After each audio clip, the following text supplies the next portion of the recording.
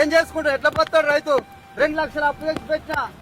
Revanth Reddy sir నీ ప్రభుత్వం బాగా మంచిగా ఉంది, పండించి గంగపలైంది, మొత్తం పంట సత్యనాశ అయిపోయింది. నువ్వు చేసే ప్రభుత్వం ఇట్లుంటాదా?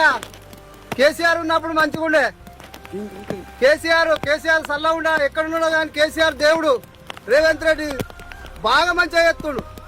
ఏం చేస్తుడు? మన్ను చేస్తుడు. పంట చూడవో. ఎన్ని రోజులు అవుతున్నావు కళలో? నెల అయిపోయింది. పోయిన 3వ నెలలో కోసిన. ఏ రోజన్నా ఈ కేసీఆర్ ఏ రోజు ఇట్లా లేదు.